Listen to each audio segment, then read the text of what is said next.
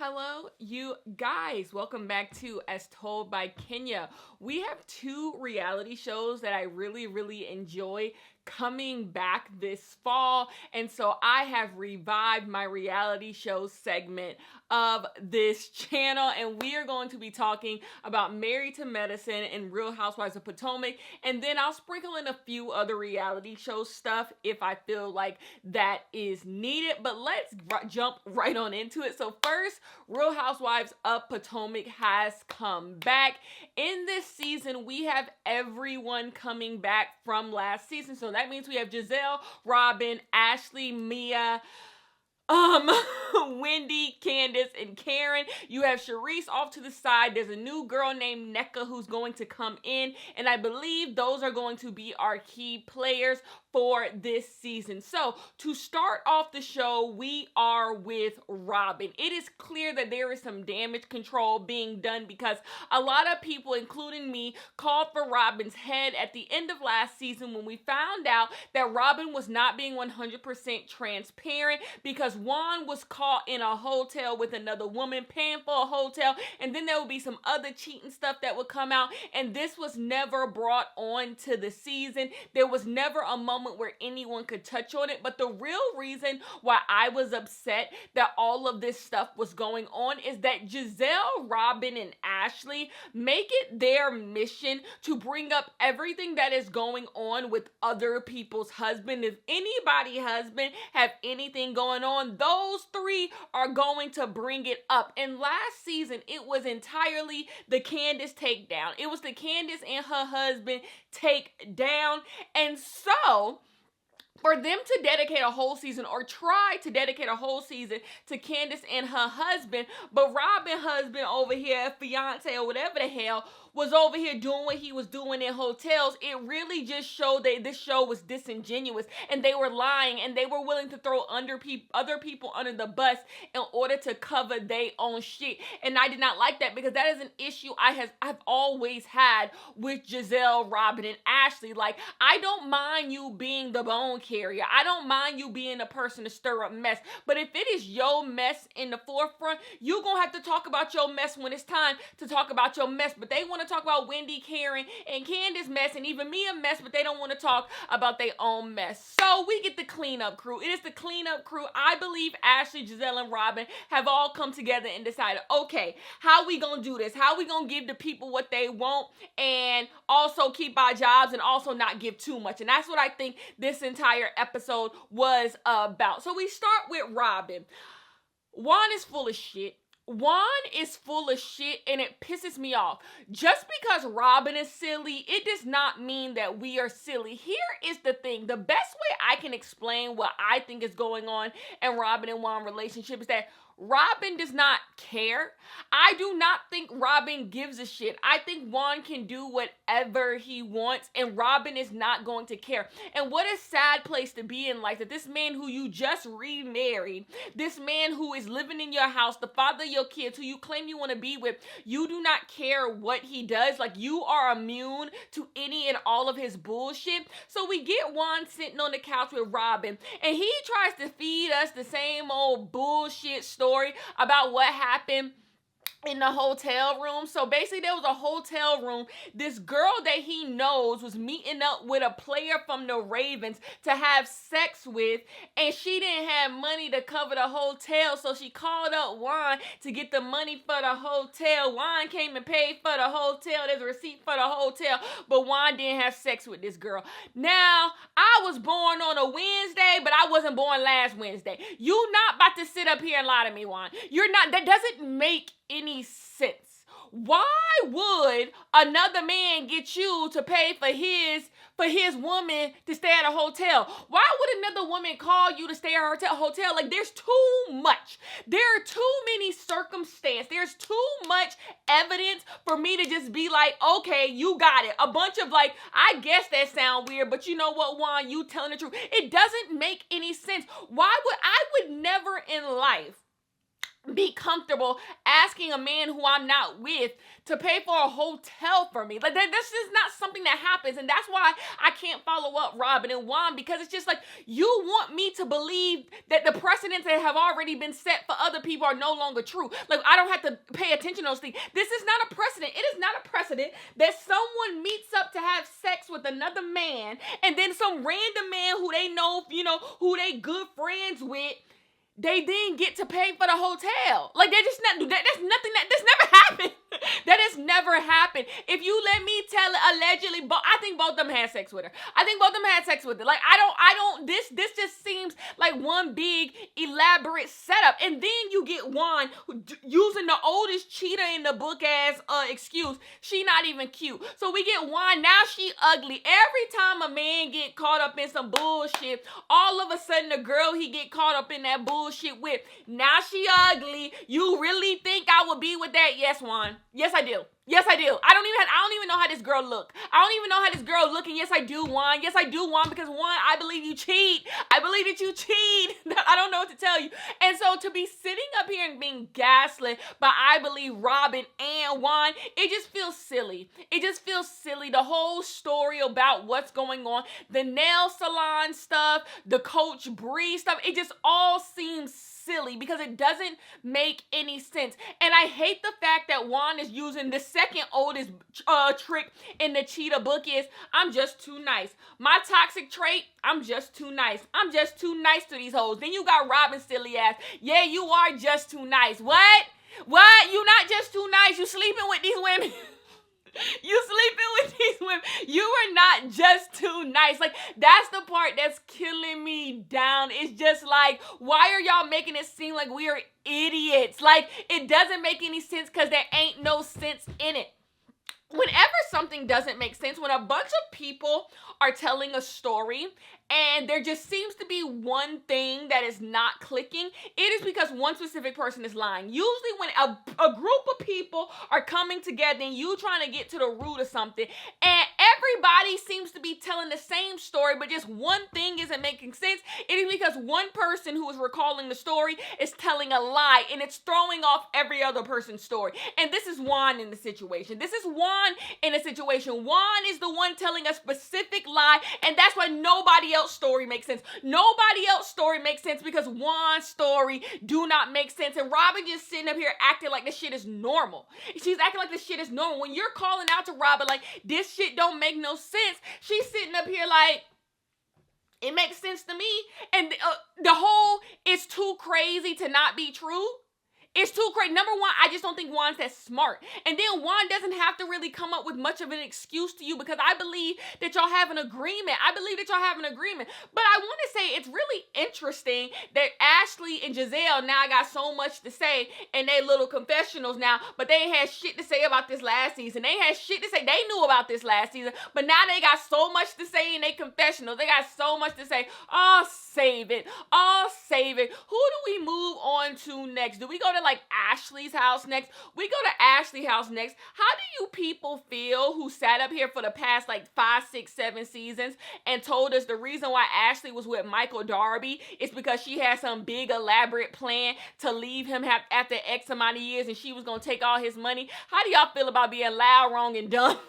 I am sorry. Ashley never gave 10 steps ahead. Ashley never gave 10 steps ahead. Ashley is still married to Michael Darby because she don't got no money without Michael Darby. Number one, the real estate market in Potomac got to be high as shit because Ashley house look nice enough, but $2.2 million nice, it don't look that goddamn nice. But baby, Ashley done moved into her $2.2 million house. I would say hers, but it's not hers. It's her and Michael's house. It is her and Michael Darby's house. Michael put down the down payment on it. Michael probably got a key to the damn place. I do not know, but Ashley has moved in and basically she says the reason why Michael's name is on there just in case she don't got her funds together, Michael can, help out. She is always going to be under Michael's wing because Michael has a bunch of money and Ashley Ashley only has this TV show. Michael has a bunch of money and Ashley only has this TV show. She has 2 kids to look out after. She is never going to push Michael to the side, which explains everything that I have always said about Michael and Ashley's relationship. Ashley has to put up with Michael. You think Ashley would put up with Michael if she didn't have to? She has to. She needs the income. It's desperate. It's pathetic. And I'm sorry, Ashley just as silly as her mama. I don't know what else to say to you, but you know what? I am going in with an open heart towards Ashley this season. Ashley has always been a chaotic neutral to me. A lot of people have strong feelings both ways for Ashley. Ashley has always been chaotic neutral to me. I never have any strong, hatred towards Ashley or love towards Ashley. So I mean Ashley exactly where she at. We move on to Mia, baby. Mia is broke. Mia living in a smaller house than mine, baby. Mia's place smaller than mine. Remember last season, Mia was in her $10,000 mansion, which I actually thought was kind of underpriced. That place was huge. And it was only $10,000. But anyways, and baby, now they are living in what it looks like a condo, and it is 1,500 square feet because they ain't got no money. Mia and her husband, they on the rocks. We know now after the fact that they really done, but they on the rocks because Mia, husband, they own a bunch of the joint type places, chiropractor type places. He got kicked out of being CEO. She got kicked out of her job at that place. And so they ain't got no money. So they figuring out what to goddamn do. Another person I'm going to just start on a new leaf with is Mia. I like Mia being transparent about the fact that they broke as hell. And so I'm interested in this storyline. But child, the mighty do fall. And then I saw at BravoCon that Mia apologized for throwing that drink on Wendy. So you know what? I'ma just leave it be at that. We do get a scene with Karen, Candace, and Wendy. I like the Karen, Candace, and Wendy trifecta. I think that is a good little click right there going against the green-eyed bandits and Charisse. So I like that click right there. It's so interesting to see Karen sitting up in her confessionals talking about how Robyn's a liar, Robyn's a this. I love Karen to death. Karen is always going to be my favorite person on Potomac, but it's so funny because they asked Wendy, does Karen tell the whole truth? And the answer is no. Karen be lying too, but here's the thing. Karen's feet always get held to the fire, and Robyn and Giselle's, Ashley's never do. So that's why I don't have a problem with Karen lying. My phone fell. I don't have a problem with Karen lying because, the rest of them don't gotta be transparent. So you know what? When Karen lies, it's camp. When the rest of them bitches lie, they shiesty and nasty. When Karen lie, it's camp. I don't know what else to tell you, but I like all the girls being together. Then we get Candace. We get a Candace scene. Candace ain't got much of shit going on that I care about. Candace got her music career. Now, we do have things outside of the show. They say Candace's husband might be cheating. The only reason why I know that is because on that silly-ass podcast that Giselle and Robyn had together, they was bringing up, and this once again plays into my issue. Y'all have so much commentary on other people's marriages, but Juan is the real cheater of the group, and Mom is the word. This is the most y'all have ever talked about that. So I don't want to hear nothing coming out of that podcast at all, because y'all got caught. Y'all got caught trying to run an okie doke on everybody. So that's enough of that. Did we even get any Karen alone scenes? I don't think so. We move on to Giselle. Giselle gives such asexual vibes. That's why whenever Giselle shows up with a new man, I don't even know what to feel about it. Giselle does not give, she gives a shit about any of these men she be coming up on this show with. So Giselle got a new man that I do not care about. Once again, Giselle trying to find love. Giselle got her kids. Snooze. I'm over it.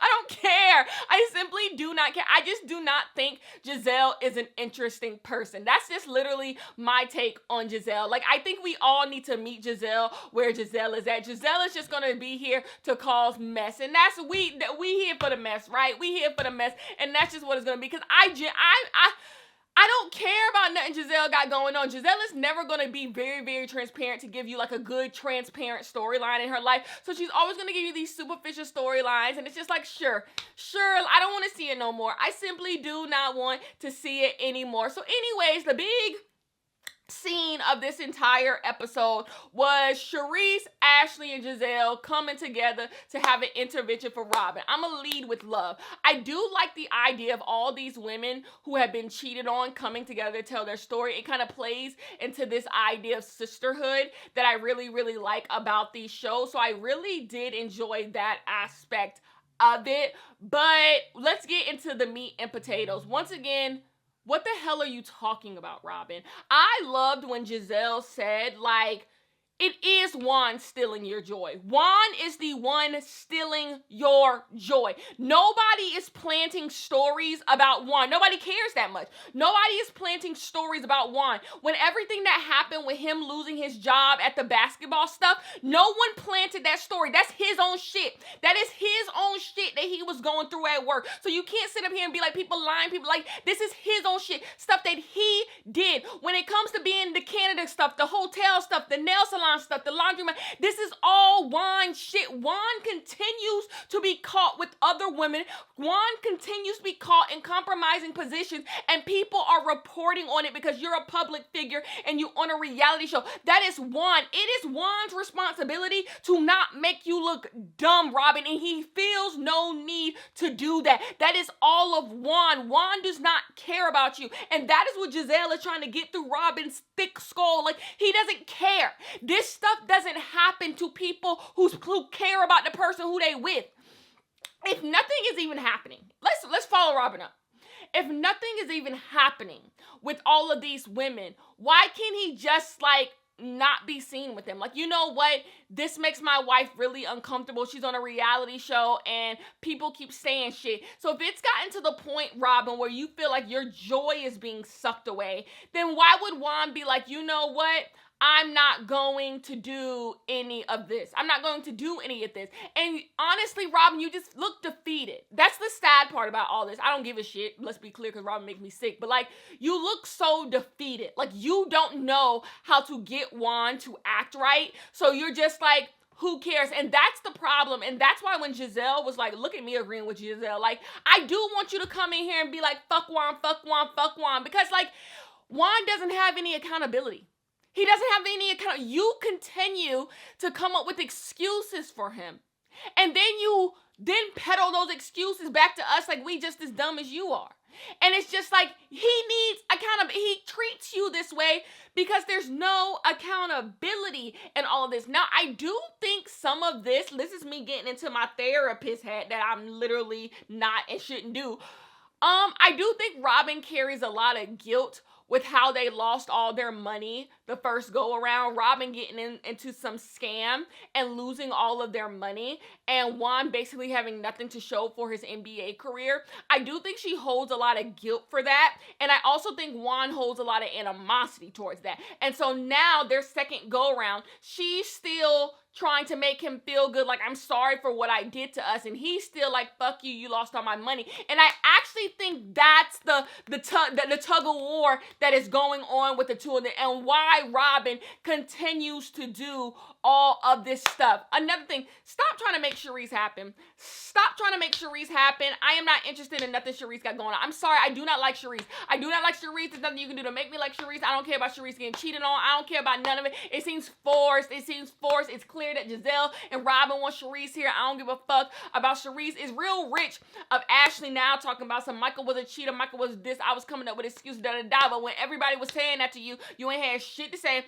You ain't had shit to say about none of that. So it's real rich coming from you, but I can't do it. I can't sit up here and act like Robyn is not just silly. It's just silly. That's the part that was killing me this whole episode. I'm just like, Robyn, you don't hear how silly you sound? Like, okay, one time the hotel, okay. Another time the nail salon, another time a laundromat, another time, like, when do it becomes? Like, it's silly. Another thing, Giselle been building her house for 5 goddamn years. How long do it take, mama? Anything else in this episode? Rip. This was a good intro episode. Potomac always has good intro episodes. Let's see. I thought last season intro episode was good and all went fucking downhill. So we'll see how long this stays. Let's move on to the best show on Bravo, Married to Medicine. We are at 10 years of Married to Medicine. We have a little bit of some shakeup here.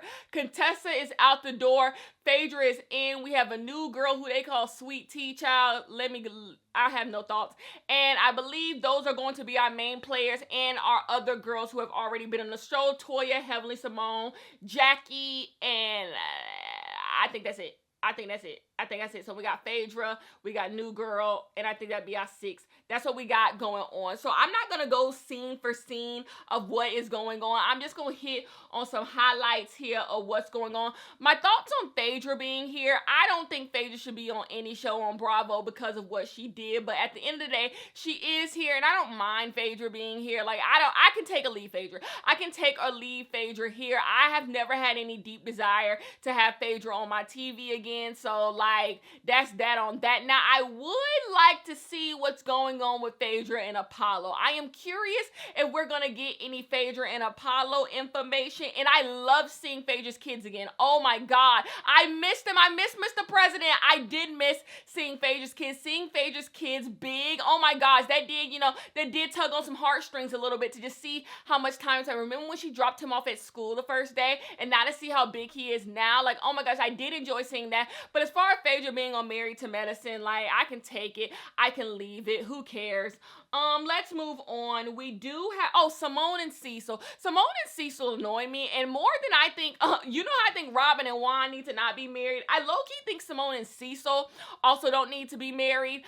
If writing a cookbook is going to lead you and your husband to get a divorce, y'all already need a divorce. If not acknowledging the bullshit in y'all marriage is the only thing keeping y'all marriage together, maybe y'all don't need to be married anymore. I don't find Cecil and Simone endearing at all. A marriage I do like. Toya is my problematic fave. I always say this. Toya is my problematic fave. Toya, she do a lot. Toya do a lot, and Toya will lie about doing a lot. But baby, I like Toya, and I also like Toya and Eugene. Something about them works. Like, I think they get each other. I won't say that because I do think they both constantly try to push the other one to be something that they are not, but I do think there's a love there with one another. I like Toya and Eugene, so it's good to see them back. And you know what? Yeah, there's that on now. Hopefully Eugene can work less hours to keep their lights on and everything that goes on with that. The thing I do not like about this season, which actually might turn me off this season, stay tuned, is everything about Dr. G. So if you do not remember, Dr. G was married to Quad. They got a divorce, and now Dr. G is back with his new wife they are calling Sweet Tea. And I do not like Dr. G. I don't like Dr. G being on this show. I do not like all of them acting like they are friends with Dr. G. When everything went on with their marriage, the demise of Quad and Dr. G's marriage, there was a lot of things that came out about that showed that Dr. G was not fully a good person. And so for us to have to sit here and act like Dr. G is just on the up and up and he's just amazing and Dr. G is back in the fold, I don't need to see Dr. G again. I didn't even like seeing Dr. G when he was with Quad, and I do like Quad, by the way. So like, I am not here for this Dr. G stuff. Let's go to the new girl, Sweet Tea. She is not endearing. She is not endearing. She could be endearing in the way that I think heavily is endearing to some people, being loud, over the top. She could be endearing, but as we get her, I just find her to kind of be thirsty. I find her to kind of be thirsty, kind of be crass. Like, the whole how she met Dr. G sliding into his DMs. Like, y'all too fucking grown for all that weird bullshit. Like, I just don't find them endearing, and it's so interesting. Quad used to get dragged through hell because they thought she was a gold digger for being with Dr. G and his Mini Cooper, but this girl get to admit she with Dr. G for money, and they're just like, okay, and it's just like, yeah, y'all just fucking hated Quad's guts. I do think it's weird, all these women who smile up in Quad's face. That's why I appreciated Simone. I appreciated Jackie calling that house Quad house. I like the way Jackie is going about this, but I just think in order to make good TV, these girls are willing to do anything. Look how they threw out Contessa. Look how they threw out Mariah. Like, they don't got no loyalty amongst one another. Heavenly is pissing me off, as Heavenly always does. They have this hold down, throw down marriage party. And Jackie, she presses Simone for not referring that girl to Jackie. And Simone is just like, I referred her to a specialist.